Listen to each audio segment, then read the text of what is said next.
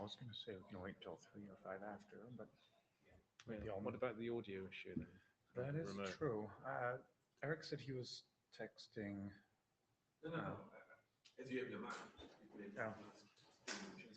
Or, well, I don't want to call him out by name. He might be logged in, but not at his computer. I do that a bunch. You log into the call, you go make yourself coffee, and then someone calls your name, you have to sprint back.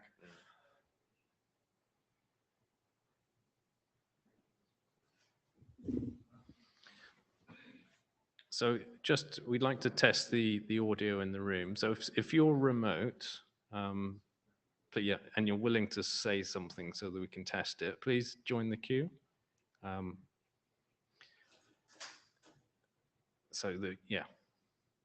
We're just essentially we're looking for a remote volunteer who's willing to say something, so we can test we can hear you.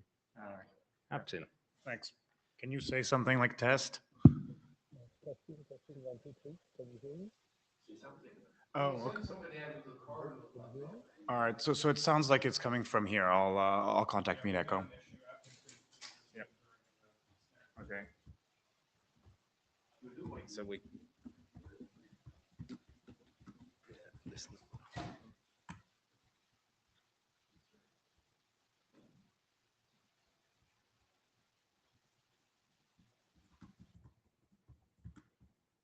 Oh, are you texting them? Yes, but I don't know if this is going to work. What is this? Plaza B? Plaza C. C. Thanks.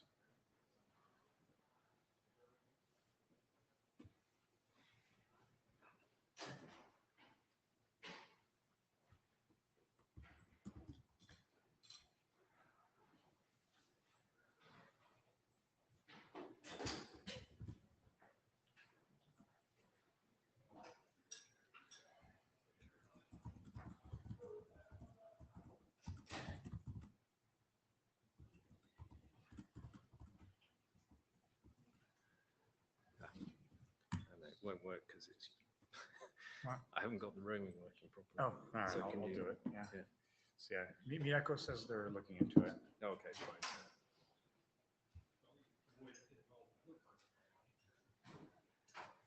I mean, I've also contacted the secretary of Meet Echo.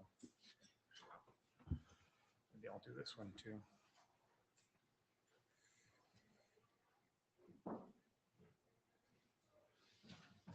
Okay, they're notifying the AV team. Yeah, okay, cool. All right. The AV team has been notified. Hopefully, anyway, we'll be the ones talking at first, so that'll be probably okay by the time we need to have remote participants speaking.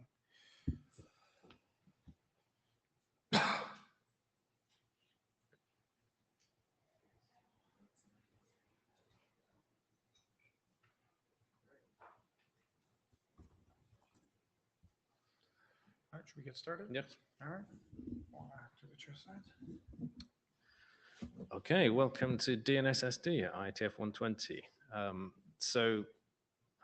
This, as per all IETF sessions, is covered by the Notewell.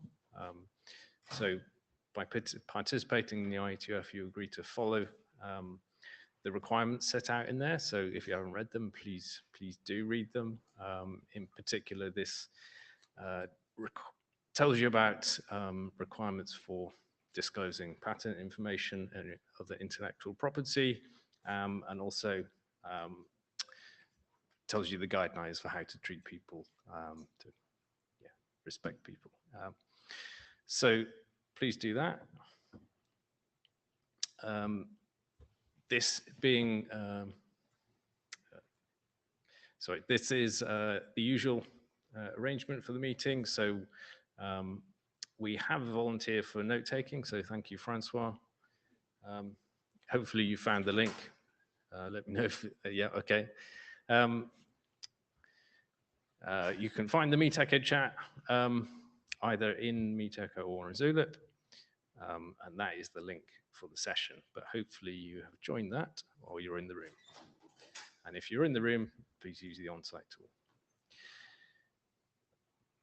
Here are some useful links for our working group. So the charter is defined there, and all of the documents we're working on, and we'll be covering those in the agenda.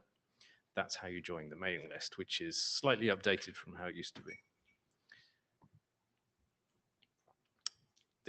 We also have a GitHub. So in that organization, we maintain the live versions of the working group documents. If you have a proposal for a new document that you would like to be set up in there, please contact the chairs. So this is the agenda that we're proposing to go through today. So we're going to cover those working group documents first, then those individual drafts, and finally discuss issues with SLP transport and the size of those updates. Are there any requests for changes to this agenda? If not, let's proceed. So Ray, do you want to come up and discuss multi-queue types? Do you want to control the slides on your phone, or should we drag them?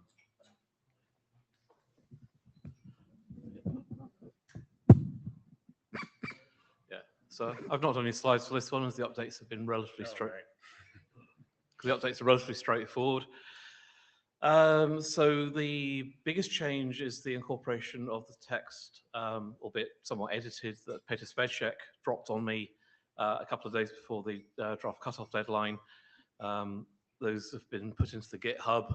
I unfortunately didn't have time to try to incorporate them before the documentation deadline, or sorry, the submission deadline, because they were already quite substantial.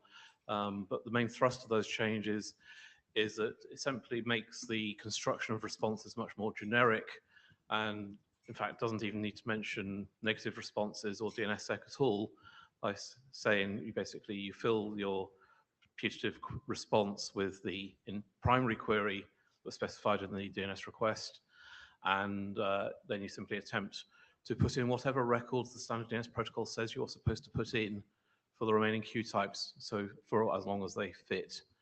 I've also incorporated the change from RemMVG, whoever that is, to update the applicability to say this is not relevant to the multicast DNS protocol. Thanks for Stuart and Ted for actually confirming that was the case, which is why I didn't drop that in immediately. And the other change is that there's now a normative reference to RFC 9619, which was published yesterday, that Joe Abley and I worked on, which is the QD count is usually one document. So essentially clarifying in the DNS specification that you really can't put two questions in the same query, at least not in any useful form, unless you use an extension like this. I do still have some further updates from Peter Spacek to try to incorporate on the client handling of this option. But Peter's unfortunately been unwell or nursing sick children this week. So I'm still waiting for some clarification on him on exactly how those are going to, what those need to be incorporated. Yeah, so that's it from me. Any questions? So there was some discussion on the list regarding this draft. So please join the queue if you want to discuss any aspect of it. Yeah. Currently, the text is just in GitHub. I haven't pushed a new update yet. So yeah, we would be looking for further confirmation that what Peter has proposed is actually acceptable as working group consensus. And ultimately, as soon as he clarifies the client handling side of things, that's when I propose to actually incorporate that and push the -03, I think, is the next version. Okay. All right, then I think I'm getting some thumbs up for the room, so sounds like carry on. Yeah, so affirmative confirmation that you actually agree with the updated section 3.2 in particular would be very useful to confirm that it really does reflect working group consensus. Could we have a show of hands for folks who have read what Ray's talking about, and just to make sure that we have at least enough eyeballs on it? I'll do a show of hands so we can include. Oh, sure. Yeah, we can. Right. Let's do it in the tool. So question being, have you read, well, The latest. The latest GitHub commits. Ted, if you're, no.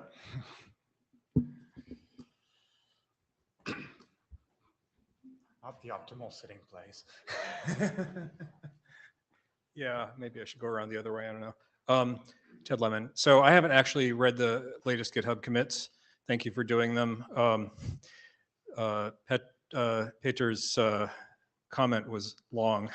It was very long, yes. And so I didn't realize that you'd done those commits, or I would have read them. But thanks for doing that, and I will go read them as soon as I have a chance. Yeah, so the language is not identical. I haven't dropped it in verbatim, in part because Peter, being Czech, doesn't do things like the definite article.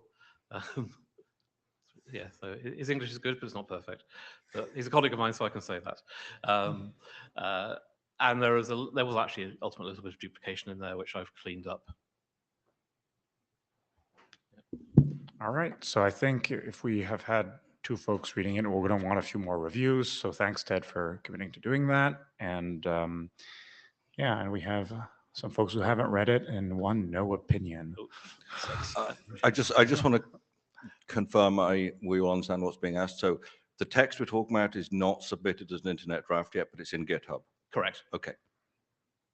Do you want people to review on GitHub, or do you want to submit one and have them review the diff? And Ted says that that's easier. I don't mind. I mean, personally, I prefer to try and follow the email or emails on the list rather than GitHub issues. Or... But he's asking, can you submit a -03 with those commits? That way they can review it on the list. Yeah, that way they get the automated email to the list has the diff. Yeah, I had hoped to wait until I had confirmation from Peter about the client handling text changes that he proposed before putting out the -03. But if you as chairs would prefer, I'd just do that anyway, and then do a -04 maybe in a week or so's time, then I can do that too. Yeah, that sounds good. We unless we hit 99, we'll be fine. Okay, I'll do that then. We don't know. It's the RFC10K problem. The world will end. Well, fortunately, the draft got reset when it actually became a working group document, even though it's been around since 2012, and it goes through quite a few rows by that time. So we did at least get back to 0.0 again. Oh, that's true. Okay, thank you. All right. Thanks, Ray, and thanks again for all your work on this document. Glad to see you making progress. And by the way, just in case folks don't know, if you open the GitHub repository for it, you can see a rendered view of it, so in HTML and text. You can also see the diff with the latest submission in the data tracker. There's a link directly there.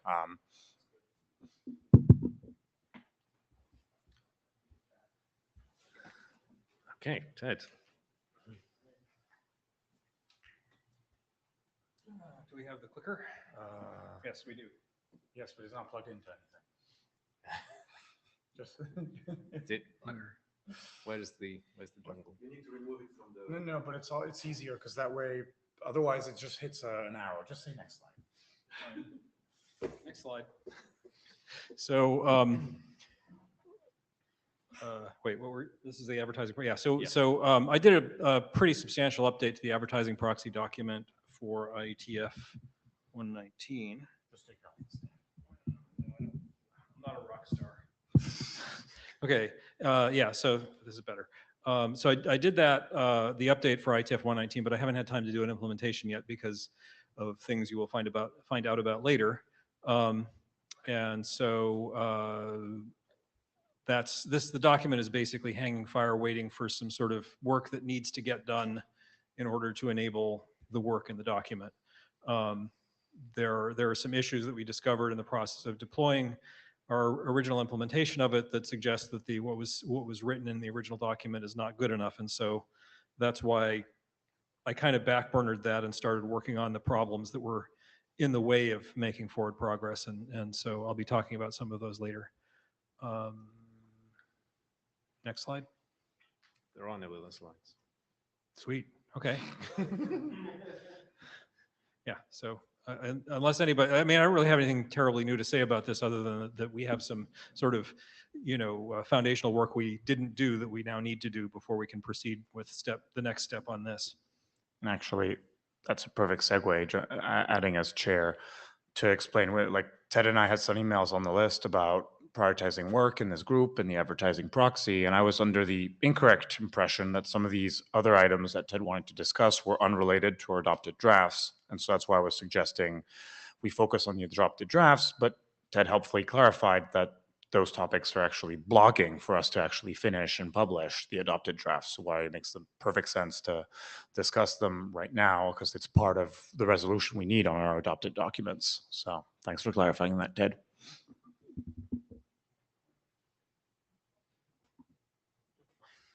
Okay, let's move on to the next one.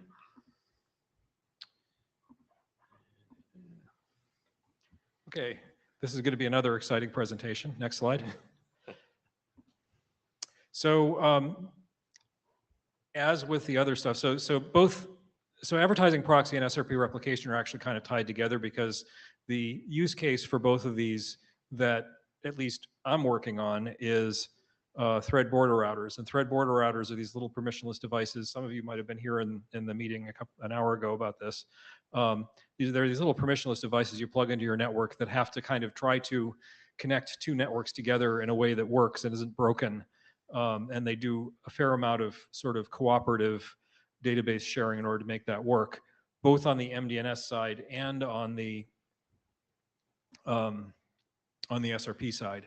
And so SRP replication is the SRP side. It's basically a kind of a peer-to-peer zone transfer. And in order for this to work, it needs to be the case that when SRP replication happens, the advertising proxies that are advertising the data that was replicated using SRP replication are able to do so effectively. And so, so the problems that I was talking about in the previous presentation also affect SRP replication. The good news is we, at this point, have a fair amount of experience with the actual basic protocol and sort of the things that it does, and the sort of I don't want to get all highfalutin, but the computer science assumptions that we made that allowed us to make this replication protocol happen. And it seems like our basic assumptions are good. The main challenges are more just with the advertising proxy and getting that to work. So basically, I've been consumed with that and not with proceeding on SRP replication. It would be really nice to do another interop with Google at some point. We did one about 1.5 years ago, but we haven't had time to do one since then. So hopefully sometime soon. Next slide, if there is one. I don't think there isn't. Yeah, these were just quick updates. Unfortunately, the adopted work is all hanging fire on some unadopted work, which I will talk about next. And anyone, if you wanted to comment on either of those adopted documents, then please join the queue. Otherwise, we will move on to the individual drafts.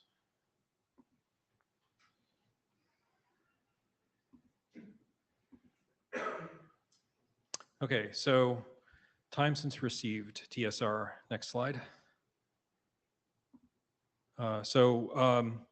We proposed this quite a while ago based on operational experience, and we came up with what we thought was a fix to the problem, but we hadn't really understood the problem very well.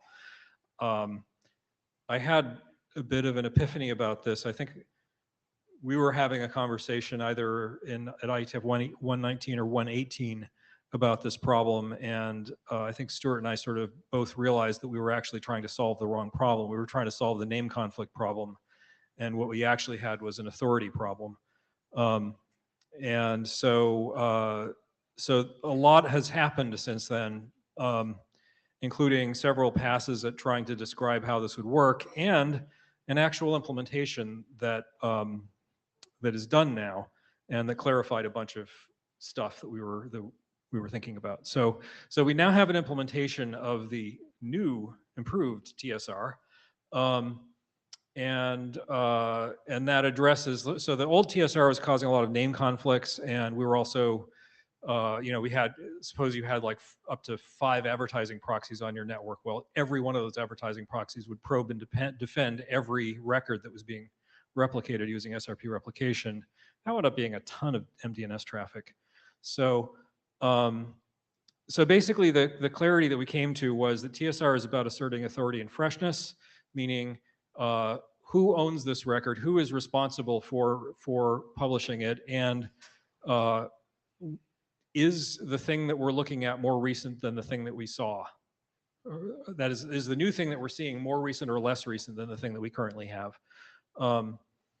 In order for this to work, one of the simplifying assumptions we made with the old TSR was we'll just do TSR in probes because TSR is just for conflict resolution and that happens in probes. That turned out to be a very bad idea and caused a lot of sort of MDNS packet storms. So we now include the TSR information in every packet, every MDNS packet, and that means that it has to be an EDNS 0 option because we don't want it to accidentally show up in somebody's cache that doesn't understand TSR. So we don't want some client that's just doing, like looking up records to find a TSR record in the cache. So it's got to be EDNS 0. Next slide.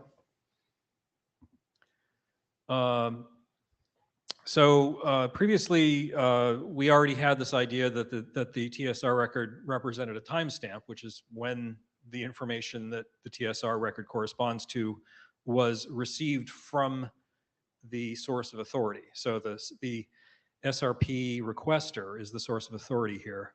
The SRP requester sends an update, and we remember when we got it.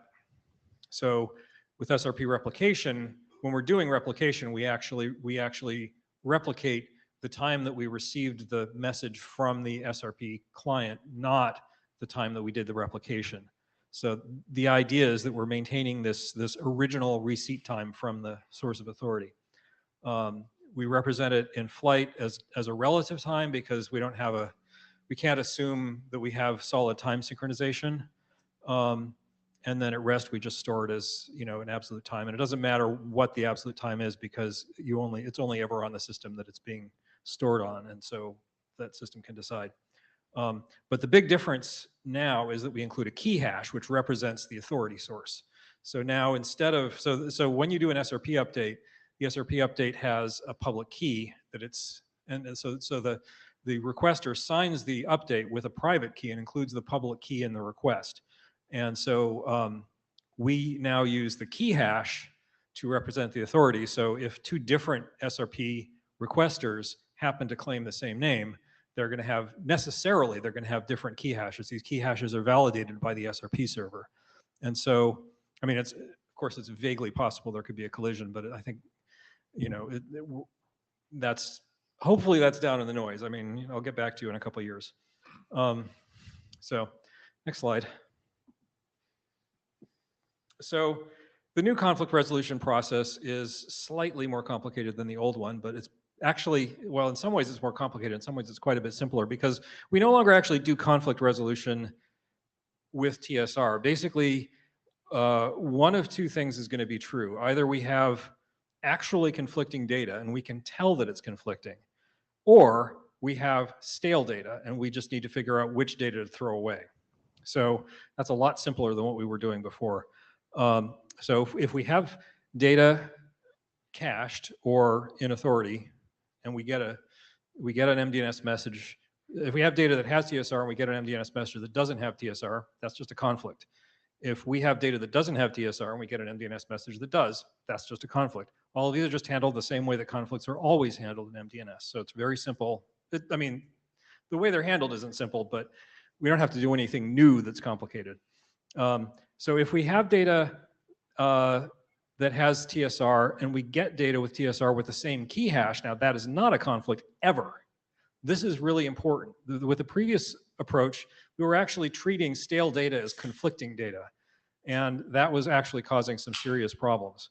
So, in this, the way this works is if we have new data that we get, and the old data is actually older, we just flush the old data. If we get new data that's actually stale, we just ignore it. So it makes life very simple. Next slide. So we have to treat cache and authority data differently. So if we have data in cache, obviously if we have data in cache and we receive an update that's newer, then we just chuck whatever was in cache and replace it. If we receive data that's older, we ignore the old data. If we have a local registration that conflicts with the cache, we flush the cache, but we do a probe. And doing the probe tells us, like, basically, there could be data in the cache that's no longer being defended, and we don't want to just fail the registration based on that. So instead, we do a probe, and the probe should tell us whether there's conflicting data. And because of the way that MDNS, in the standard, the way that MDNS handles probes, we can be sure that we'll either detect that there's conflicting data or there won't be any conflicting data and life will be good. So if we do a probe and we get back a response with a conflict, it's just handled as a conflict. We don't need to think about that here because all we care about is stale data now. So if we get back a probe that has stale data, if we send out a probe and we get back data that is more recent, which could happen, for example, if we're doing SRP replication and things get jammed up or something like that, we could wind up having one MDNS responder registering stale data while another one is registering new data. And so we register the stale data after the new data was registered. We send out our probe, we get back an answer. The answer is that the data that was just registered is stale. We return an error to the client that's registering this service on MDNS responder, and we just tell it it's stale. So it's not a conflict, it's stale. If we have published data, and this is actually kind of the core use case for this functionality is SRP replication. So with SRP replication, the first thing that happens is we have the SRP requester succeeds in registering the SRP service with the SRP responder or registrar, and the SRP registrar then replicates that to everybody else. So the SRP registrar has advertised with MDNS, has advertised this new information with the new TSR.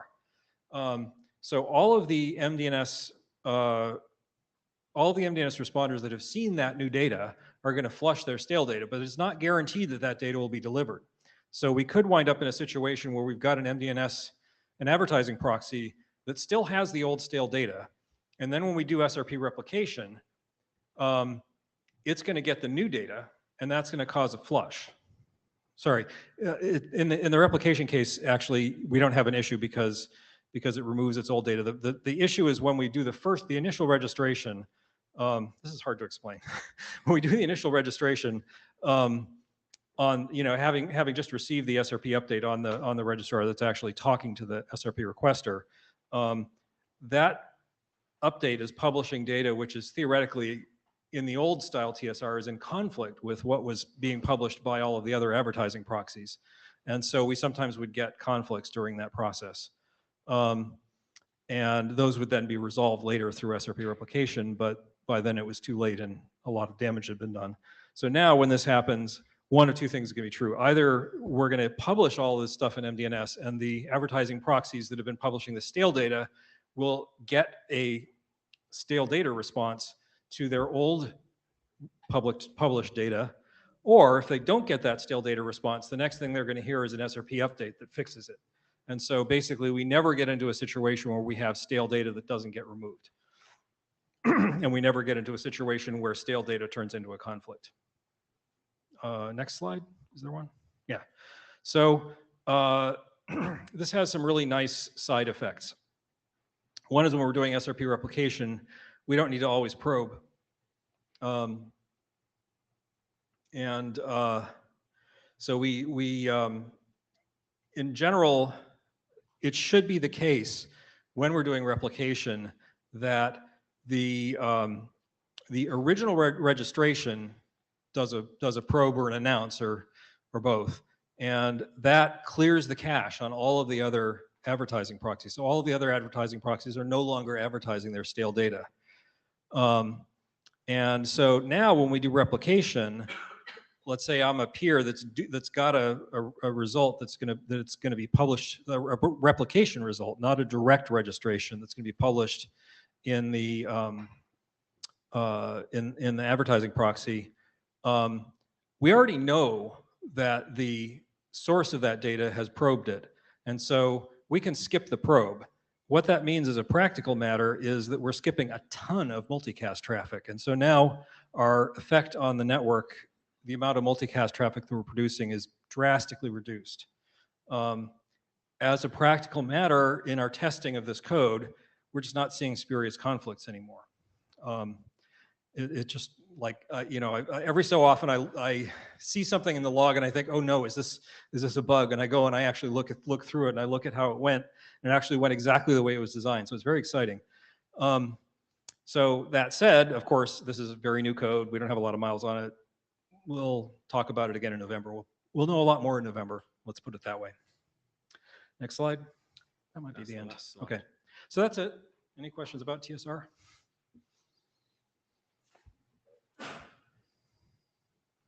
Okay. So I guess no questions. So yeah, let's move on. But of course, yeah, if anyone's got any thoughts on this design, feel free to share them. If anybody wants to implement it, that would be cool. Because right now, the only implementation is in Apple's code. So like, for example, I know that Google has a fancy new MDNS thing, and it would be nice if, I don't know if the Google guys are listening, but if you guys want to implement this, talk to me. Okay, additional records for DNS push. So this is something that I actually presented last time. DMA had actually reached out to me well before IETF 119 and was interested in doing something related to this, which when he sent me the email about it, I thought he was proposing to do this. So I was like, yeah, let's work on it together. And then it turned out actually we were talking about two different things, but he still wanted to work on this. So we're both working on it. So next slide. Unfortunately, this is going to be very exciting and new for DMA because I did not have time to talk to him about it before I did the slide deck. So I apologize if DMA is listening. So we published a -00 individual draft, which is pretty thin right now.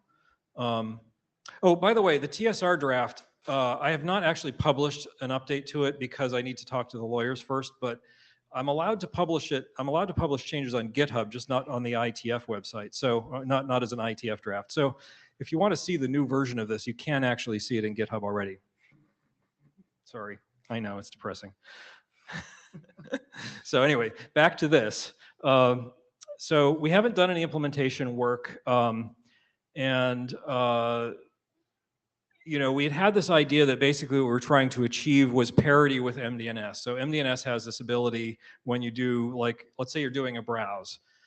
You're going to do a query for a PTR record with a service name, and it's going to return a list of PTR records with service instance names, and then you're going to do SRV and TXT records on whichever service instance names are chosen, and then having gotten an SRV record, you're going to look up the addresses on it. That's just kind of the standard flow for DNSSD.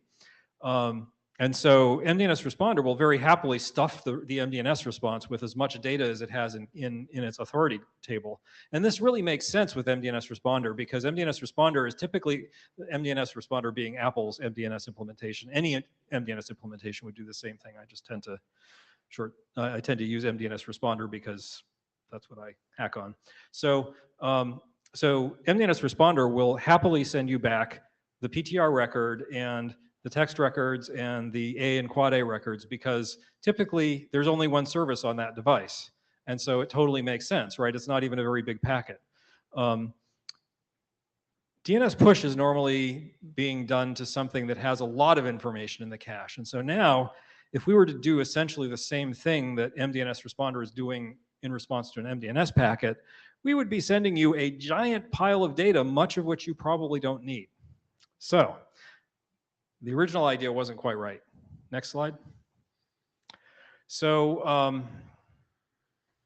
so this is actually just explaining what I just explained. So we would just basically we're going to send this giant, potentially giant response. Like if you did this query to an advertising proxy, you would get back an MDNS message with a lot of information in it, which is pretty okay for an MDNS message on Wi-Fi because a lot really isn't that much. But actually, one of the use cases for this is IoT scenarios on constrained networks. And on constrained networks, sending like a bunch of data you don't need is really not a good idea. Next slide. So, so things are a little different. We do care about the round trip problem. Like one of the benefits of stuffing all the data into one packet is you don't need to do multiple queries. You send one out and you get all the responses back. And remember, MDNS is multicast. So on Wi-Fi, that means that you're always going to pay a 300 millisecond penalty whenever you do a query. So if you have to do like 3 queries or 4 queries, that's going to take more than a second. And as we all know, a second is a very long time. So DNS push is a little bit different. The round trip problem is still there, but we don't need tons of extra data. We need some data, but we do want to avoid the round trips. So so there are a couple things we can do. One is right now my DNS push implementation does not do name compression, and I'm a little embarrassed to say I was actually telling Stuart to this and reported as a fact that the DNS stateful operations document, which DNS push is based on, forbids name compression, and therefore we can't use it. And Stuart was like, "What are you talking about? It says that right in the document that you're supposed to do name compression." Oops. So anyway, so it would be nice to do name compression, which would be a nice little enhancement. But also like avoid resending stuff we've already sent. So if we do a DNS push subscribe, we did that to a domain name, and we're only supposed to be getting responses back on that domain name. So it doesn't even make sense to send that domain name back once and compress it. Or really, if you think about it, like every time you construct a DNS push response, which might happen multiple times over the lifetime of the subscription, you're going to send that name. We don't need to send that name. We already know it. So it'd be nice to do that, but that's a small improvement. Next slide. And slightly off topic, but I just mentioned it here because I'm thinking about improving DNS push. So I have some theories about how to do that. But the other thing is we could provide a hint. Like do we already know about a service that we're trying to find? If so, maybe we could provide a hint about that. That was one thing that I considered and it's actually in the current document. When we do a push query for an SRV record, we definitely want the address records, because at that point we've chosen the service, so we know we want to talk to it. So let's include that. And to signal all of this, we probably need to add a TLV. Now, I haven't done any of this stuff yet. I'm just spitballing at this point. So if anybody's interested in doing this work and writing it down, and what I'm saying makes sense, you could actually just take this and go and write some code and a draft, or like do some work on the draft, and that could be Dima or it could be some other people in this room, and get a jump on me, and I could just like benefit from your work. I'm just suggesting that. Next slide. So the other thing that's interesting is that historically DNSSD was about discovering like individual devices like printers and things like that. So it wasn't really first of all, there's this interesting, like, there might be 15 printers on your network, and you would like a list of all of those printers that you can display in a user interface, and the user will then pick one, and then they will print to it. So that's kind of the historical model of DNSSD. Ironically, so that the idea is basically the printers are these like giant thumbs that are sticking up in your network, and there are just a few of them. But now we're doing IoT stuff, which is like, every light in this room, maybe. So what is that? That's like, I want to say 30 devices anyway.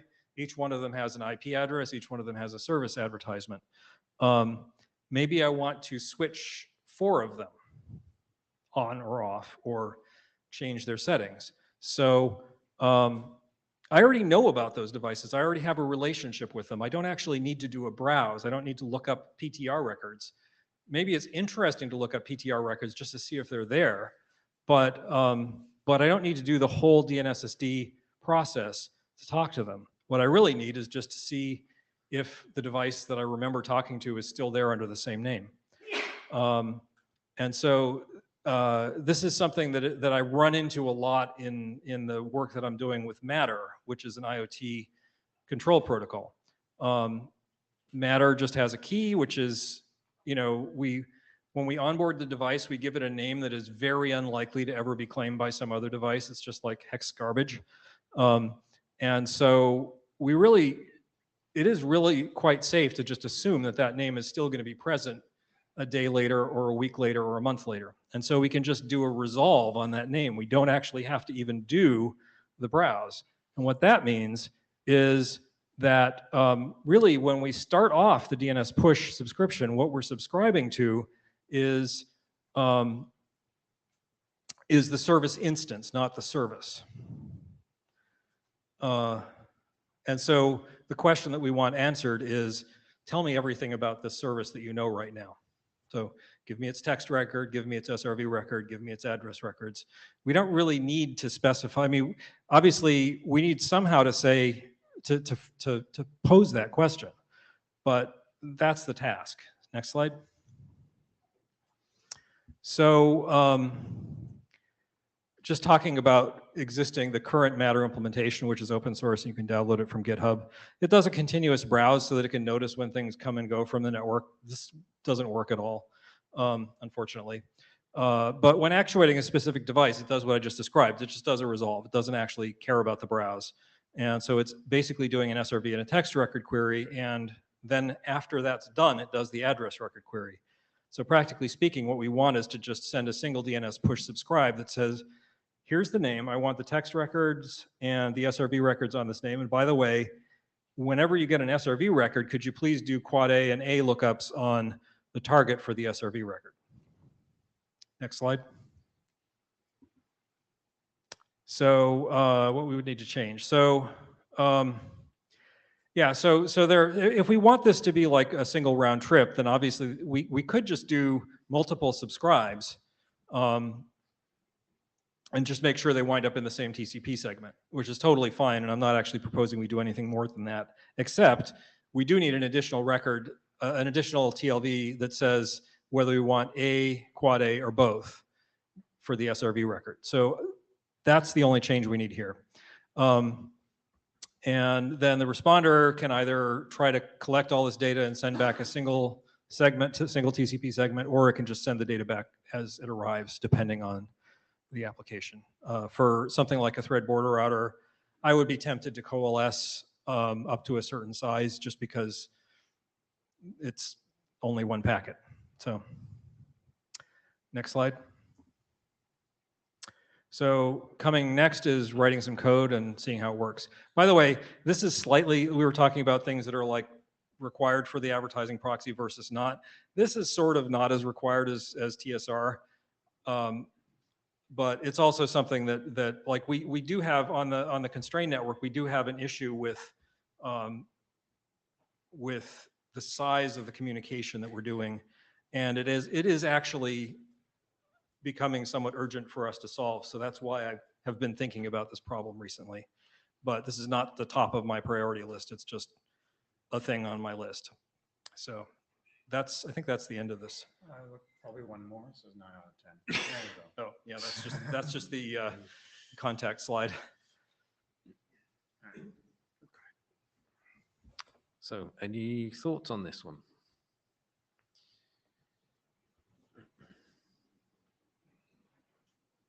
Stuart. I'm going to grab my water. Yeah, go for it. I like this idea a lot. I'm Stuart Cheshire from Apple. I like this idea a lot, and I hadn't thought of doing this. And while you were talking, I was just quickly looking through the push notifications draft.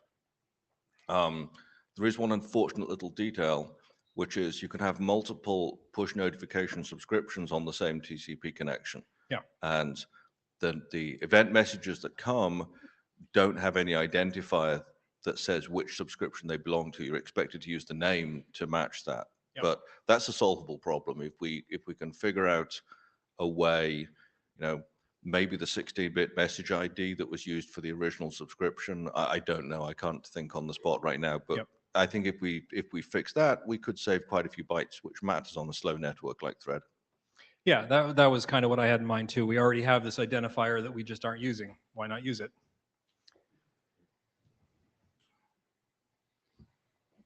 Okay, let's move on to the final topic.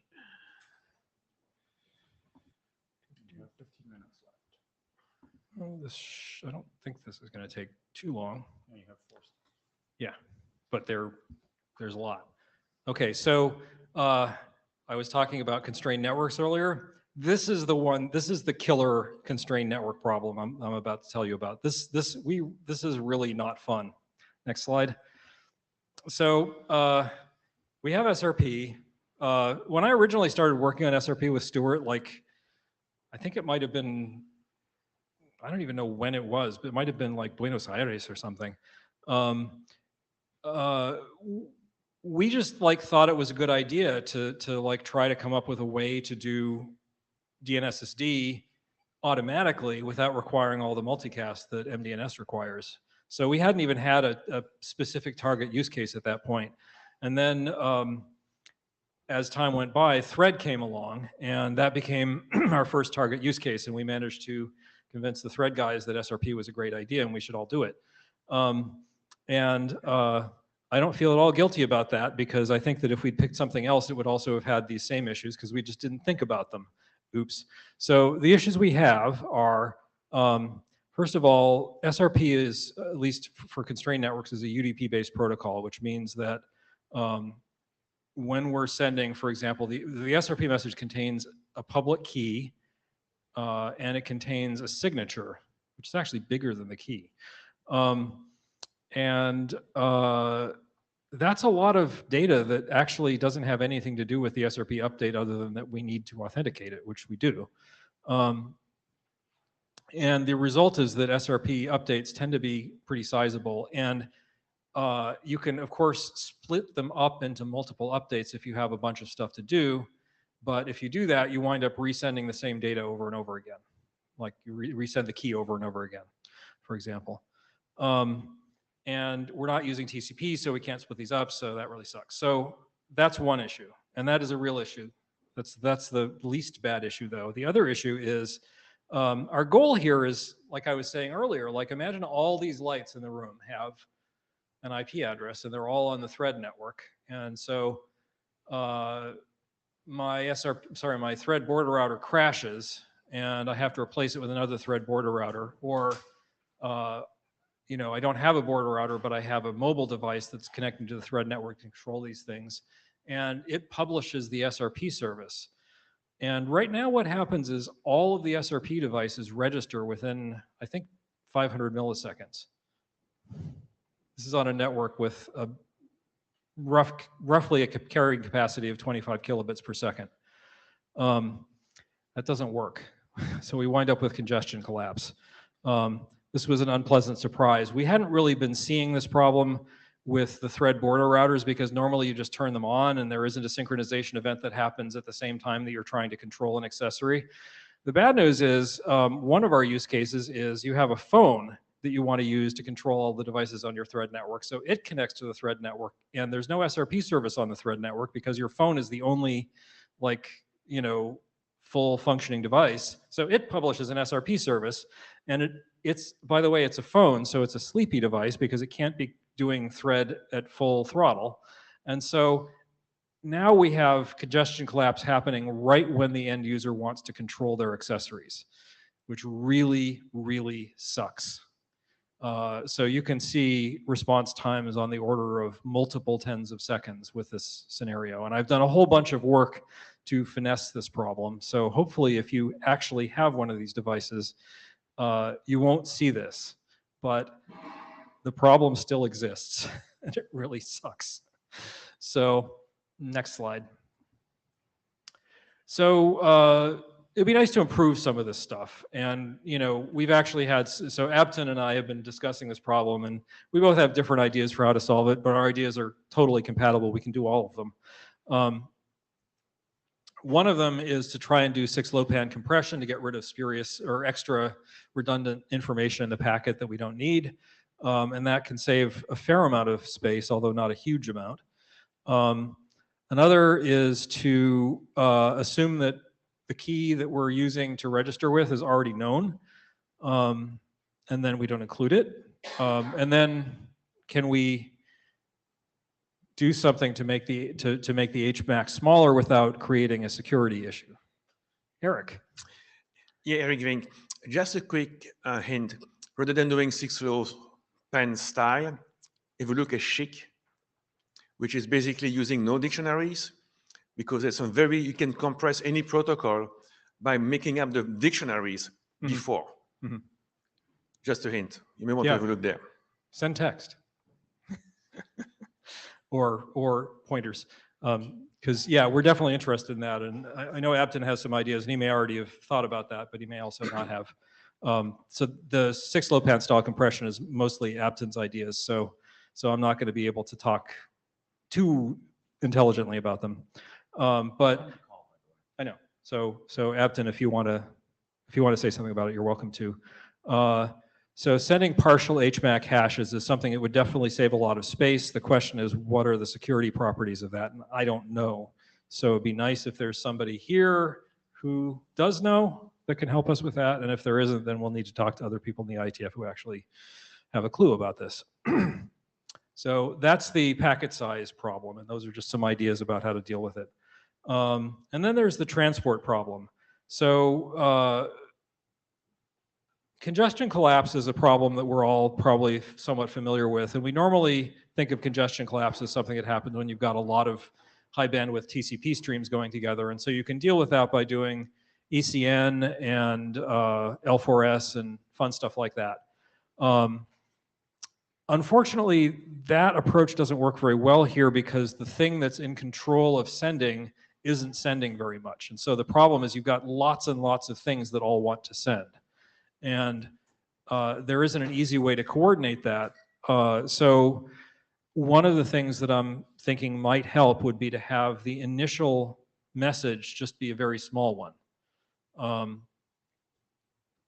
So the small message would just include information that's just like hashing stuff that we hope the SRP server already knows. So we're essentially sending a very small packet. And so now if like 50 devices on the network try to send this packet within a certain period of time, the likelihood of congestion collapse happening is a lot less because we're sending less data. And on a network like an 802.15.4 network, that really makes a difference. So I'm hoping that this will help. Also, of course, I mean, I didn't even mention this, but one of the problems here is that sort of the default jitter time for startup when there's a synchronization event was 500 milliseconds, and that's just too fast.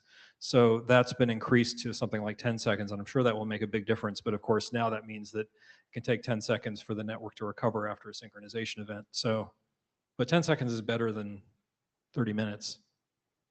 I don't think it was actually 30 minutes, but it was like kind of painful. And so the idea here is that these probe packets are, first of all, they include enough information that we might even be able to avoid even doing a full packet exchange. But secondly, if we do have to do a full packet exchange, we can schedule it.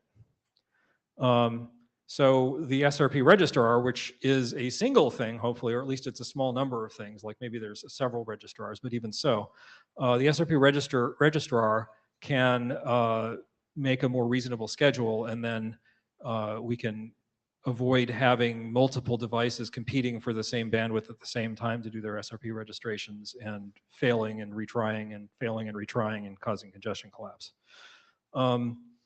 And also, when the SRP registrar sends its schedule, it can say, you know, I already have this information, so you don't need to send it again. So the most obvious one of those would be the key, right?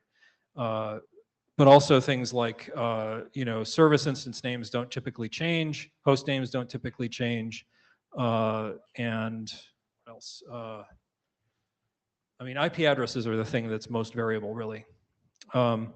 So in principle, we could really cut down the amount of data that we're sending.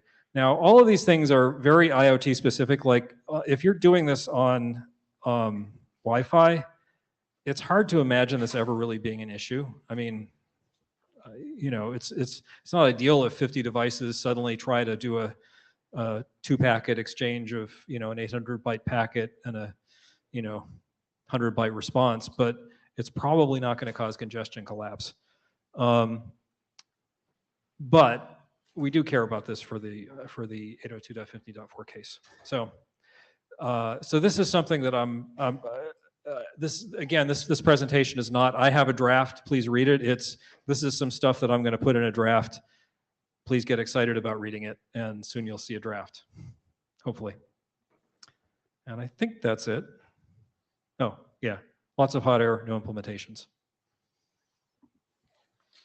So does anyone have any thoughts on how to solve this problem?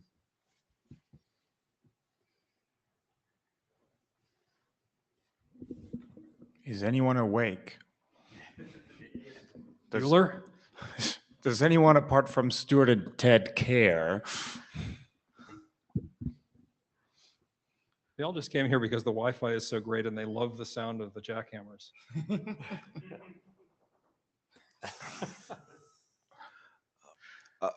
I don't have expertise in this area, but I'm happy to get input. I'm sure we can explore options. I like the suggestion of static context header compression. We're not the first people to want to compress packets on low-speed links. So I'm confident we can do this. I think it's a useful thing to do. And this is not why I stood up, but the question, does anybody care? We need to figure out how to get more people working on this, because the Matter organization has hundreds of companies and thousands of engineers working on Matter, and those products depend on Thread, about half of them, half a Wi-Fi, half a Thread. And I feel like we, and Ted in particular, are doing a lot of heavy lifting here to enable hundreds of other companies to ship products. If only we knew people in Matter leadership. You mean us? Oh, wait. Well, I will continue to work on what I can do at Apple. And I think that you make a good suggestion. I should maybe rattle the cages a bit in the broader CSA organization. Maybe for the next CSA meeting, I will actually point this out. And in the Thread group too. Yeah. Another option that we have as chairs is to do interims instead of meetings at the IETF, which I know some other groups do. And in particular, if most of the folks that you would want in the room are not regular IETF attendees, or like, for example, I see Upton in the queue, who can't make all the meetings in person, an interim when for a bunch of folks are like local, or even we can do it virtual, might be more focused. So that's an option. Yeah. It's also worth noting that the Matter member meetings are always at the same time as IETF in November, and that may be one thing that's getting in our way. Oh yeah, that's inconvenient. It's super inconvenient. Yeah, it almost seems like they do it deliberately. They always schedule the meeting the same week as IETF. It's like they don't want networking experts to monitor their meetings. Stuart, surely you can talk to some people about that. We've tried. Abden's in the queue. Why don't you go ahead, Abden? Thank you. Can you hear me? No, we still have that problem. Very barely. Speak as loud as you can. I'm tempted to go tweak the panel. Yeah, you want to give it a try? Yeah. All right, and everyone else be very quiet so we can hear Apton. Go ahead, So Apton. one very quick thing. I think the lowest hanging fruit, which I think might be the best way forward, which I think Ted already mentioned, the key, the HMAC hashes and the key, like the fact that like we use 140 bytes for the key and the hash of the key, the signature, is a big overhead in all the messages. So that's something that I just think would be good to look. One other thought that came to me as Ted was presenting on the transport, whether the idea of using TCP, like a lot of these initial probes are very much aligned with TCP, whether the idea of using TCP for that is a good. Unfortunately, Apton, sorry, it's not your fault, but the audio is really not working in the room. Any chance I can, well, I was going to say to type it in the chat, but we're about at the end. Can you maybe put it in an email on the list? Yeah, sorry about that. We did ask for help and they weren't able to fix the audio in this room. No worries. Yeah, thank you, Upton. I think it might be the source, because if you're hearing me pretty well. Oh, yeah, we are. So I think okay, it's well, on his end. Okay, thanks. So it might be on your end, Apton, for next time. All right. Yeah, suggestion, Upton, sometimes people are not using the microphone they think they are, and I mention this because we have this wonderful feature where macOS will now use your iPhone microphone, which is great, unless your iPhone's in your back pocket, when that's really not the microphone you want to be using. I've seen that happen before. So that brings us to the end of the session. So thank you, everyone. And please share your thoughts on the list. And we look forward to hearing your inputs. Thank you. And thank you, Francois, for taking the minutes. Much appreciated.